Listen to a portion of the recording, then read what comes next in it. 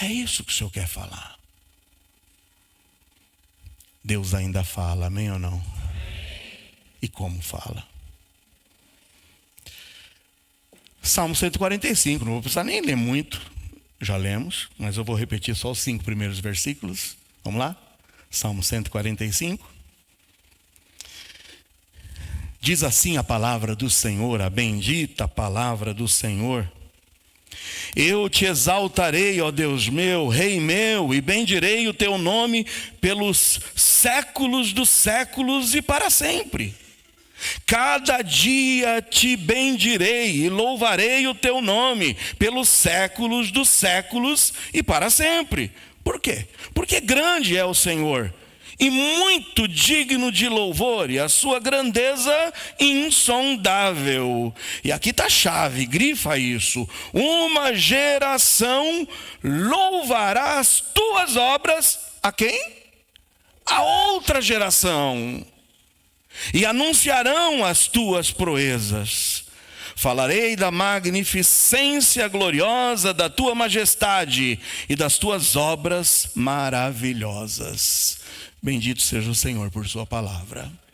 Irmãos, nós temos trabalhado durante esse mês aquele tema geral de famílias em construção. Nós estamos em construção, Deus está trabalhando em nós. Mas nós olhamos especificamente, nesses últimos domingos, para a nossa vida familiar. E eu comecei a desafiá-los dentro de uma comparação, de uma analogia da construção de uma casa com a edificação do nosso lar. Eu falei para vocês que a primeira coisa que a gente tem que preparar é o terreno. E eu fiz ali a analogia, a comparação. O terreno é o nosso coração. A gente precisa limpar o nosso coração, precisa preparar o terreno do nosso coração. E o terreno, antes da construção, antes de se colocar os alicerces, precisa ser limpo, precisa ser nivelado. Eu disse, precisa ser removido o entulho, a sujeira. O que é que precisa ser removido ainda da tua vida e do teu coração? Depois que o terreno está preparado, a gente começa a lançar o alicerce, os fundamentos. Eu disse que da mesma forma como 3 ingredientes, 3 materiais são essenciais na edificação do alicerce, que é o concreto, as ferragens, os blocos, eu disse que tem 3 P's que precisam ser valorizados, resgatados, restaurados dentro de nossas vidas e dentro do nosso lar. E os 3 P's é o que? A presença de Deus é imprescindível. O Senhor faz parte da sua vida. Por isso que mais uma vez eu digo, quando a gente pensa em constituir família, precisam ser 2 pessoas onde a presença de Deus seja evidente. Eu não vou querer construir a minha vida com alguém que não exercite a mesma fé, a mesma crença, o mesmo objetivo que eu tenho. Porque eu disse para vocês que o que mais uniu Cida e eu foi exatamente quando começamos a trabalhar juntos para o Senhor. Porque a gente passa tempo juntos, planejando juntos, viajando juntos, caminhando juntos, vindo para aqui juntos. Mas além da presença, eu disse para vocês que a gente não pode perder de vista, sempre trazer à memória o nosso pacto. A aliança que a gente firmou como cônjuges. Você tem trazido isso à memória? Você se lembra de quais foram seus votos ditos? Na minha época não tinha o voto proferido do coração, mas eu repetia aquelas palavras: recebo, recebo. Essa mulher, que eu tenho em minhas mãos, como minha legítima esposa. Prometo honrá-la, amá-la, cuidar dela, estar com ela, na saúde, na doença e até que a morte nos separe. Eu jurei isso diante do pastor que estava ali diante de mim, diante das testemunhas que ali estavam, diante da igreja repleta naquele dia, mas mais ainda diante de Deus. Uau! E depois de pacto, eu disse para vocês que precisa ter o quê? A prática da palavra de Deus.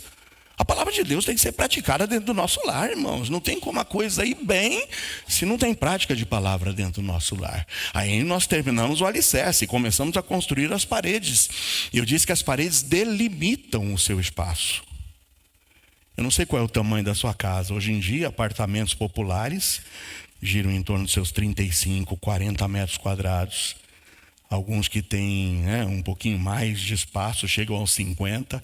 Talvez você more numa casa com 300 metros quadrados, eu não sei. Mas as paredes delimitam o teu espaço. Elas estão ali, olha, dizendo, é aqui, é aqui.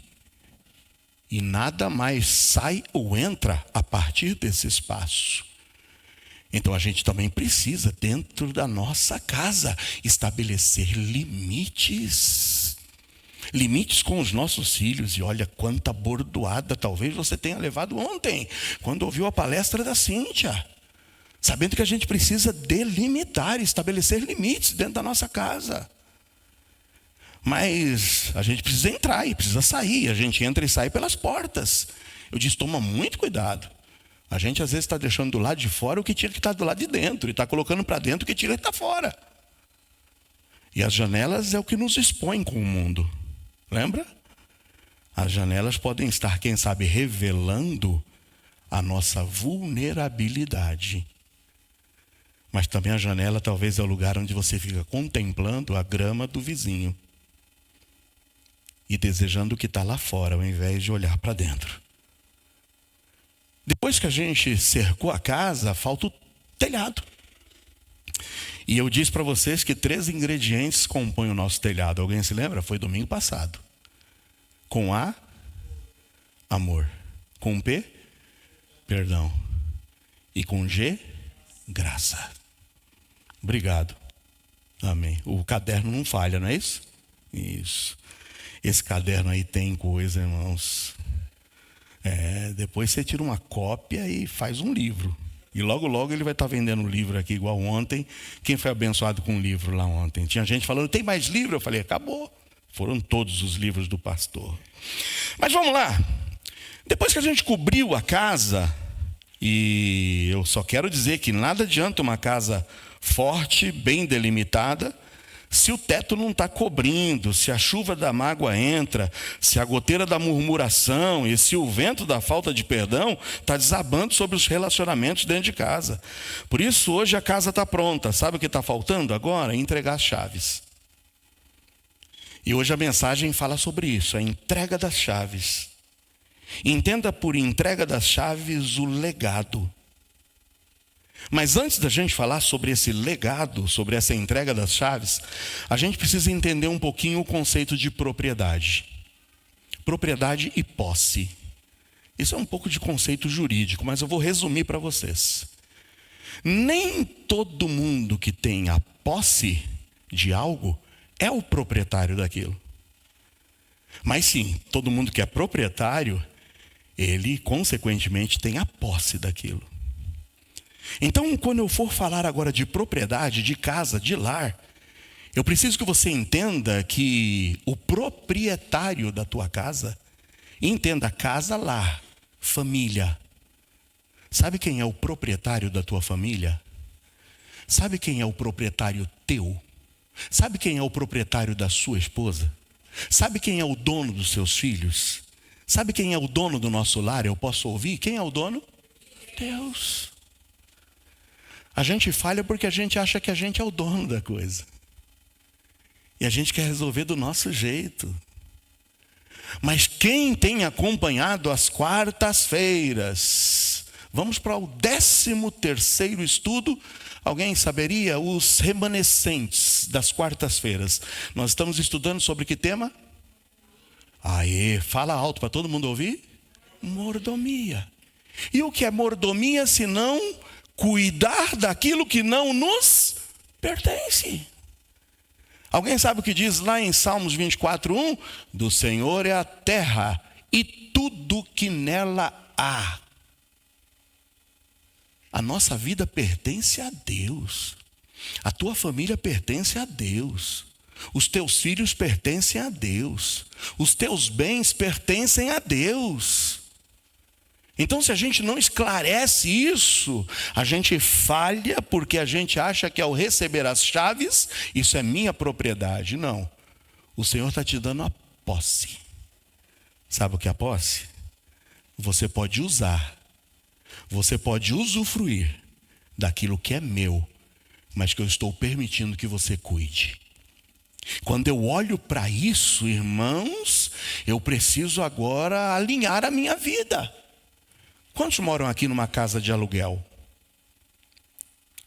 De quem é essa casa? Você que mora de aluguel, é sua? Não. A casa tem um proprietário. Mas quando você faz o contrato, você recebe a posse, o direito de estar ali dentro. Mas a casa não é tua. Então, com isso em mente, saiba, a nossa vida, o nosso lar, a nossa família pertence a quem? E nós recebemos de Deus a posse. Lembra que a Bíblia diz que filhos são o quê? Herança do Senhor. Não são teus. Mas você precisa prepará-los e prepará-los bem. Por isso, ao entregar as chaves para nós, Deus está dizendo para você: eu estou te dando autoridade, eu estou te dando responsabilidade, eu estou te dando essa posse. É como dizer: isso não é seu, isso não é seu, mas eu lhe confio para que você cuide, para que você administre, para que você habite, mas também para que você, ao passar isso adiante, passe isso adiante com toda a responsabilidade também. É por isso que o texto bíblico diz que uma geração louvará as tuas obras. E vai fazer isso a quem? A outra geração. Ô Renato, quando você fala do teu pai, quanta saudade me vem. Irmão Ranulfo, eu já falei isso, mas vou repetir. Todo final de ano, eu na minha posição ali, que eu fico para cumprimentar o pessoal, o irmão Ranulfo vinha com algo na sua mão, colocava no meu bolso e falava: pastor, isso é para o seu panetone. Não tinha um final de ano que ele não me abençoava como oferta para eu comprar o panetone. Eu me recordo que quando o irmão Ranulfo foi chamado para a glória, nós estávamos em uma semana de férias lá em Ubatuba. Aí quando veio a notícia do irmão Ranulfo, eu falei: eu tenho que estar lá. A noitinha já virando para a madrugada, Cida e eu deixamos as meninas lá. Aproveitem vocês aí, mas nós vamos para lá. Eu tenho que estar lá. Não pelo panetone, mas para honrar um homem que eu tenho certeza educou e instruiu os filhos nos caminhos do Senhor. Foi alguém que a irmã Antônia, também saudosa, e quando não se lembra da irmã Antônia, aquele contralto, né? Quando a gente ensaiava aqui o coral, contralto afinadíssimo, forte. E ela cantava.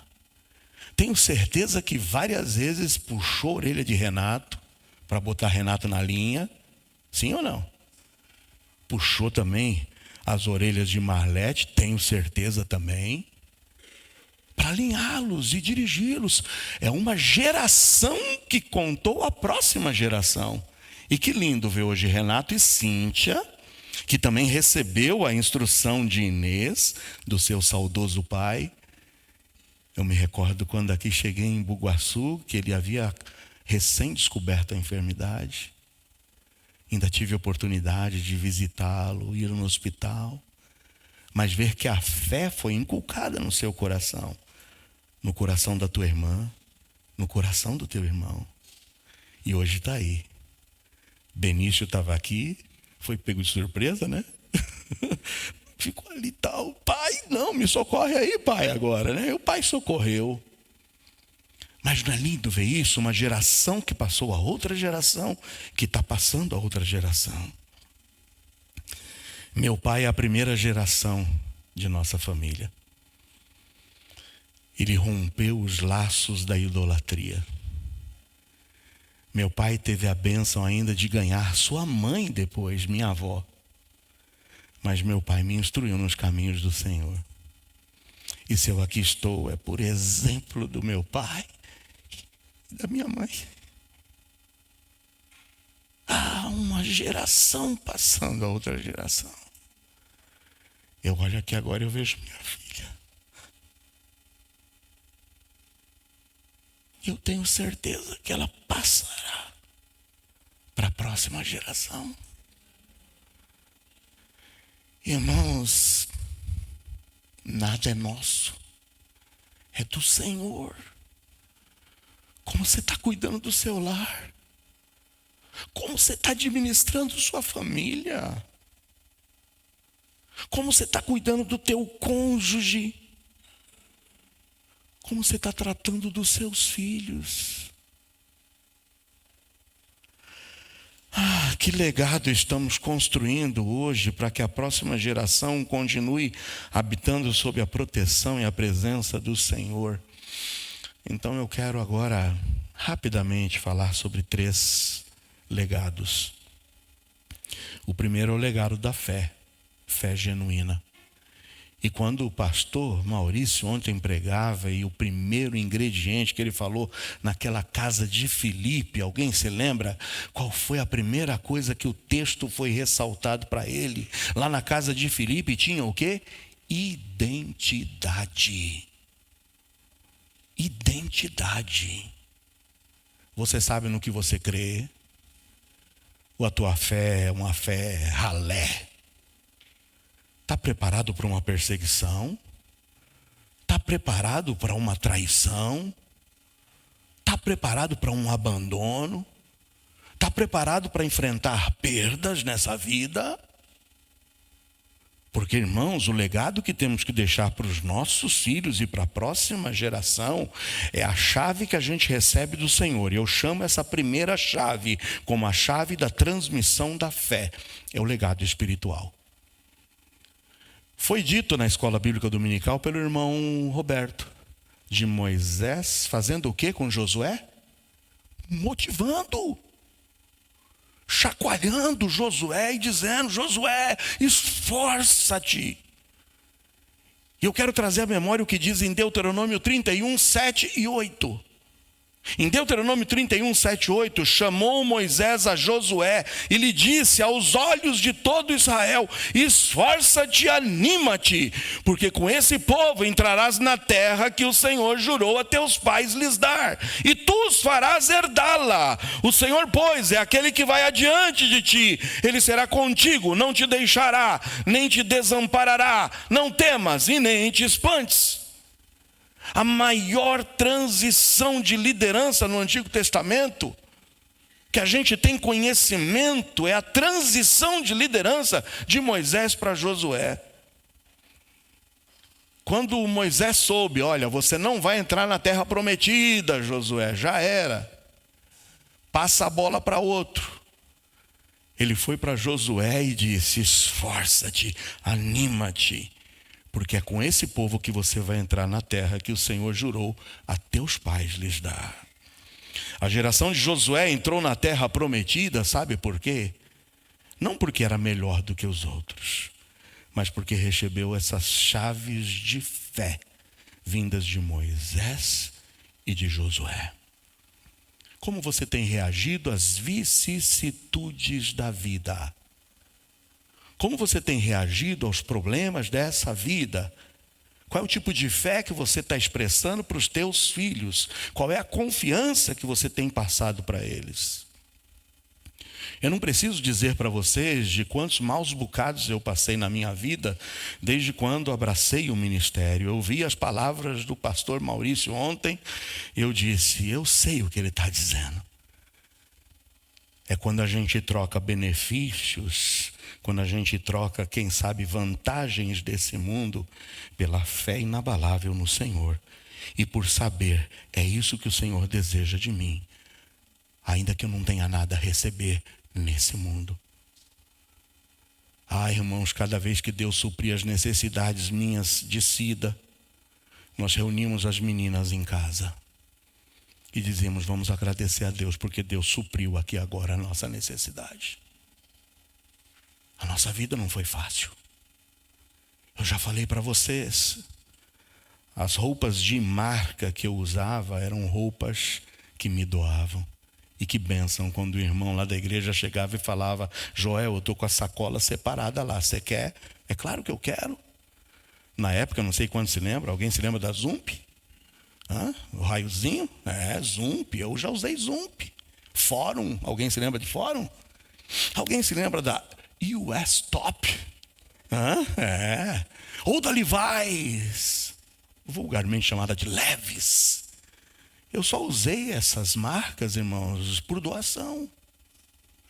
E às vezes chegava e falava, eu tenho um tênis, eu calçava 41. E o tênis era 44. Eu falo, manda ver, manda ver. O que um algodão na ponta do tênis não faz, que não resolve, não é mesmo? Recebi uma vez um topper. Eu fiz uma arte no meu topper. Alguém se lembra de topper? Topper cano longo. O topper cano longo era uma imitação do All Star, do Converse. Eu raspei o símbolo da topper e desenhei uma estrela e escrevi All Star Converse. Pronto. Fui lá, eu dizia, estou usando de marca. Irmãos, fé em saber que o Senhor providencia e vem na hora certa, não chega atrasado não. Nunca nos faltou o pão nosso de cada dia. Never, nunca. Meu pastor, lá atrás, que pastoreava a igreja de Cidade Ademar junto com o pastor Josué, sempre dizia, Deus promete o pão. Agora a manteiga é luxo. O pão está garantido. Se vira a manteiga, se vira aí se vier o queijinho, dá graças a Deus. É lucro. Mas o pão está garantido.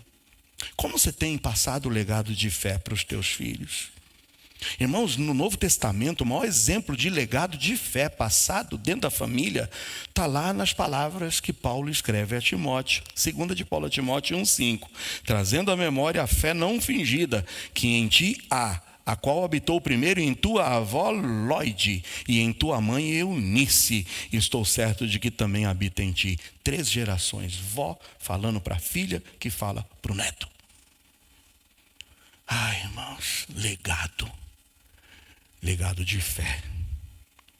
E o legado de fé não é passado simplesmente hereditariamente. Fé não é passada por genes. Fé não é passada pelo sangue. Mas fé é trabalhosa. Para ser passada tem que ser vivida, tem que ser trabalhada, tem que ser vivenciada. E é trabalhoso. E nós vimos esse texto ontem, durante a nossa conferência da família, quando a gente olha para Deuteronômio 6, 4-9, diz o quê?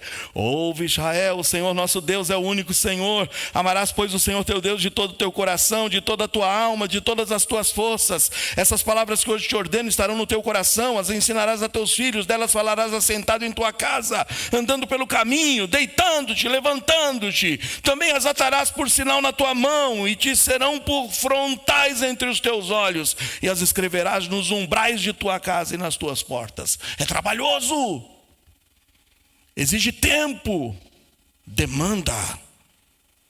Isso significa a gente criar altares diários dentro do nosso lar. Não é apenas adoração de domingo. Você acha que só vir aqui no domingo resolve toda a questão da tua casa? Tira o teu cavalinho da chuva. O que os nossos filhos vão viver de fé é aquilo que eles vão observar na tua vida. E eu já falei isso no domingo passado. É a partir da segunda-feira de manhã, quando você acorda para ir para o teu trabalho e para os teus afazeres. É esse o maior exemplo de fé que os teus filhos gerão em ti. Não é só vir para a igreja não, irmãos. As chaves da fé são entregues, não em um sermão, mas na vida cotidiana. Em segundo lugar, eu falei primeiro que as chaves da transmissão da fé é o legado espiritual. Mas em segundo lugar, existem as chaves do caráter e dos valores, que é o legado moral. Jó entendia o seu posicionamento moral diante dos seus filhos. E a Bíblia diz lá em Jó, no capítulo 1, no versículo 5, que sucedia, pois, que decorrido o turno de dias de seus banquetes, ensinava Jó e o santificava e se levantava de madrugada e oferecia holocausto segundo o número de todos eles. Porque dizia Jó: porventura pecaram meus filhos e amaldiçoaram a Deus no seu coração. Assim fazia Jó continuamente.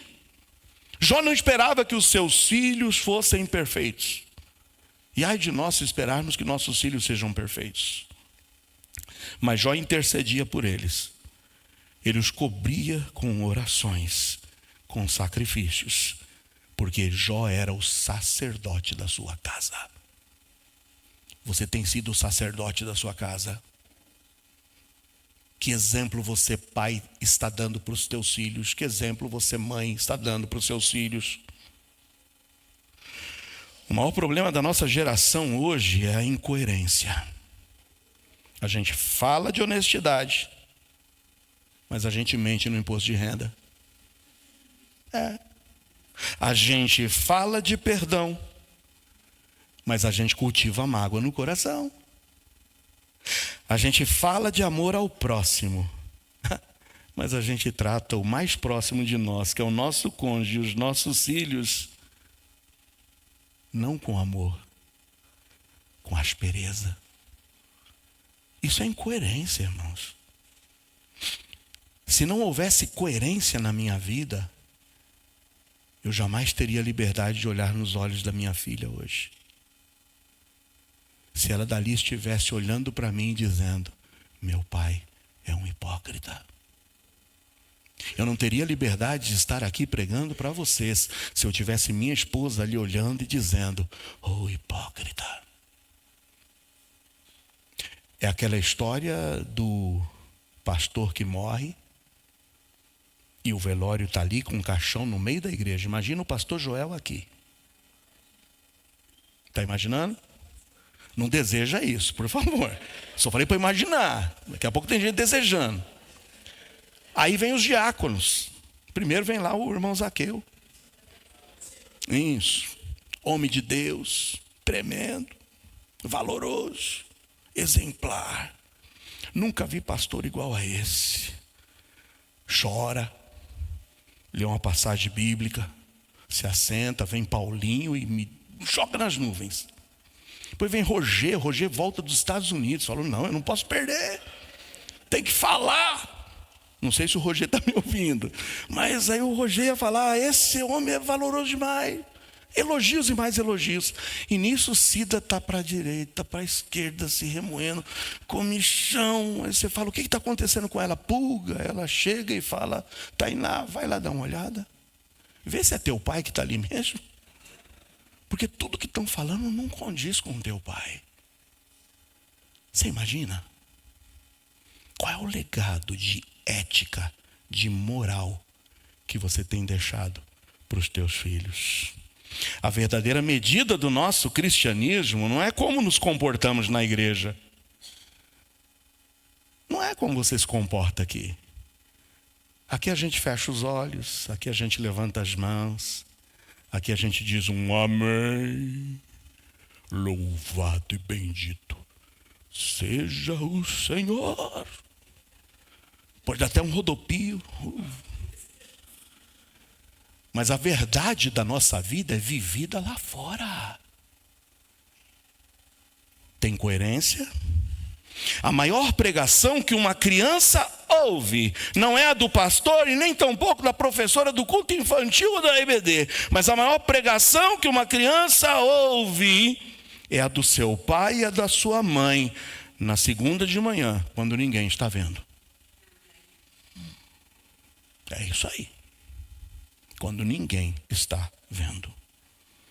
Valores como respeito, responsabilidade, generosidade, perdão, pureza, tudo isso se transmite mais pelo exemplo do que pelo discurso. Você quer ver teu filho firme na igreja? Você quer ver teu filho firme numa EBD? Você quer ver teu filho firme na oração? Faça isso. Não exija do teu filho aquilo que você não vive. A chave do caráter é a coerência entre o que se diz e o que se faz. Por isso eu vou para o término. E hoje, irmãos, nesse encerramento, me perdoem. Eu estou olhando ali, é 20:12. Mas eu prometo que eu termino nos próximos 5 minutos. Porque a terceira chave, a primeira é da transmissão da fé, que é o legado espiritual. A segunda é a chave do caráter e dos valores, que é o legado moral. Terceiro são as chaves do serviço e do propósito, ou seja, o legado ministerial. E ontem, quando o pastor Maurício falava sobre a casa de Filipe, lembra? Filipe tinha quantas filhas? E o que as filhas faziam? É isso. Elas viviam dentro de casa aquilo que tinha sido passado pelo seu pai. Toda a coerência de perdão, lembra? Por que Filipe precisou sair de lá de Jerusalém, da comunhão, do igrejão em Jerusalém? Porque a igreja sofreu perseguição. E perseguição por parte de quem? De Paulo. Não foi isso que nós vimos ontem? Mas quem é que Filipe recebe na sua casa depois, mais tarde? Paulo. Paulo. Coerência, irmãos. Serviço ministerial começa a ser vivido dentro de casa. Eu já cansei de falar para vocês. Tem gente que quer ocupar ministério. Tem gente que quer ser líder. Tem gente que quer posição. Mas não vive isso dentro de casa. Não vive isso dentro de casa. Não vive isso lá fora. E as pessoas estão nos observando. As pessoas estão me observando. As pessoas estão te observando. E se a gente vai pegar um outro exemplo, não vou pegar o exemplo de Filipe, vou pegar um outro exemplo. Abra sua Bíblia em Romanos 16, 3-5. Romanos 16, 3-5. Diz assim: saudai a Priscila e a Áquila, meus cooperadores em Cristo Jesus. Quem está dizendo isso? Paulo.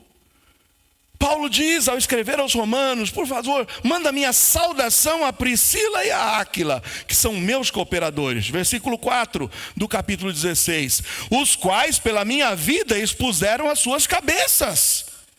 O que não só eu lhes agradeço, mas também todas as igrejas dos gentios. E saudai também ao que, irmãos? A igreja que está em sua casa. O que é que tinha na casa de Priscila e Áquila? Eu posso ouvir? Igreja. O ministério começava dentro da casa de Priscila e de Áquila. Antes que fossem cooperadores de Paulo, eles estavam vivendo isso dentro de casa. A tua casa tem sido um pedacinho da igreja. A minha casa tem sido um pedaço da igreja do Senhor Jesus.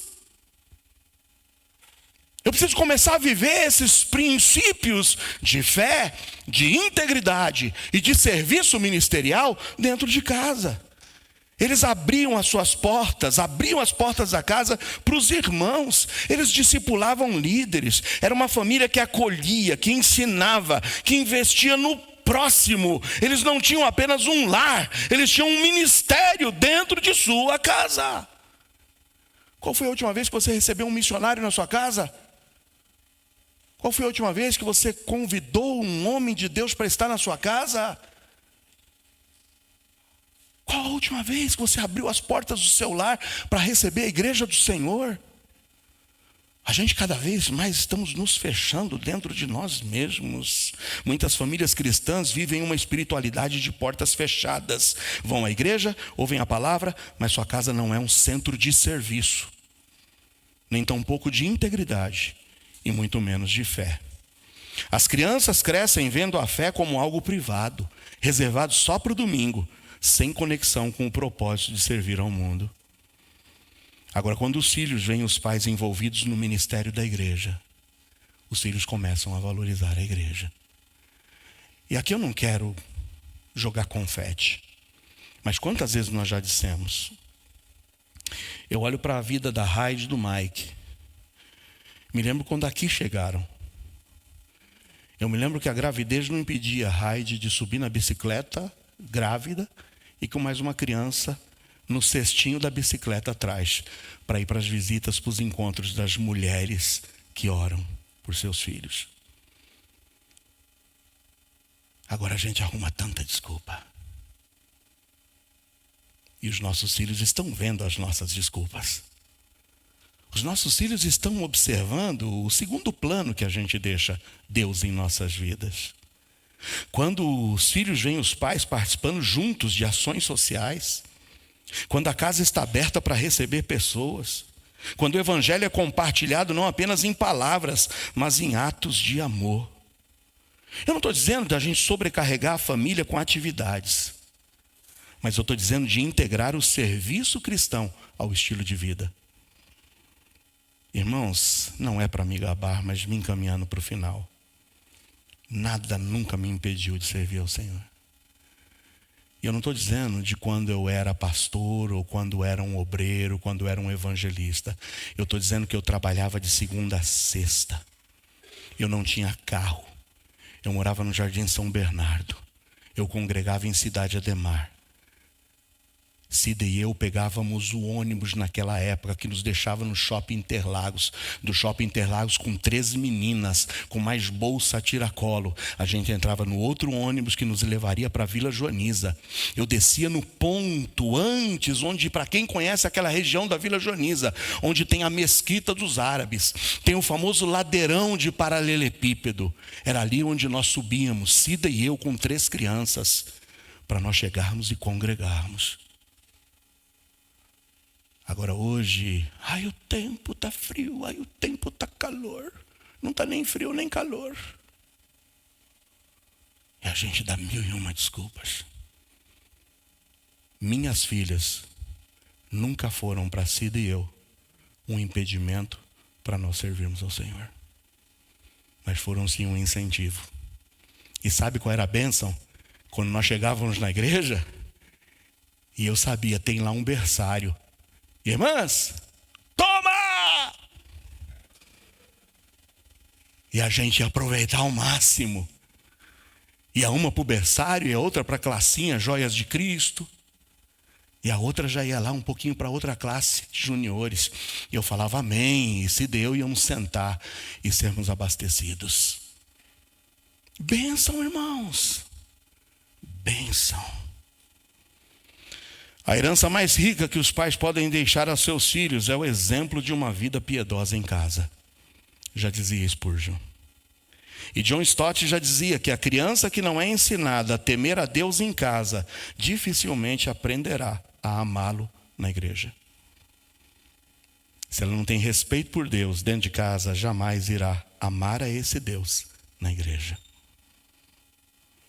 Eu concluo dizendo, irmãos, a entrega das chaves não é o fim da construção, mas a entrega das chaves é o início de uma nova história. A casa está pronta, sim, mas ela não foi feita para ficar fechada. Mas ela foi construída para ser habitada. E depois para que eu passe adiante, para a próxima geração. E a pergunta que ecoa hoje, que eu quero deixar para vocês, é: que tipo de chaves nós entregaremos à próxima geração? Você está entregando chaves de uma fé viva ou de uma religiosidade vazia? Você tem entregado chaves de um caráter íntegro ou de um discurso hipócrita?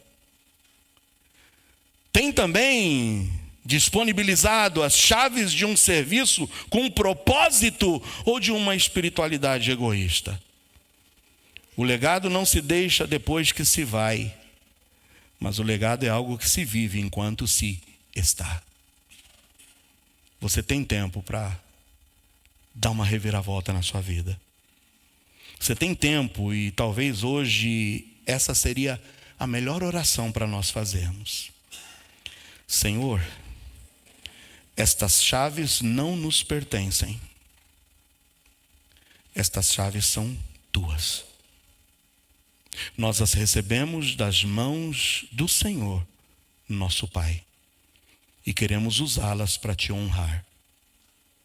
Que esse lar seja um lugar de fé, de caráter e de serviço. E que a próxima geração encontre aqui um legado de amor e de verdade. Que nós possamos devolver a Deus um lar que se tornou mais parecido com o céu debaixo da nossa gestão. Que o Senhor nos encontre fiéis. Fecha seus olhos.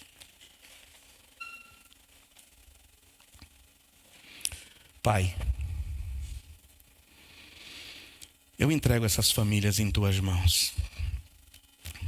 Eu entrego a minha vida em tuas mãos.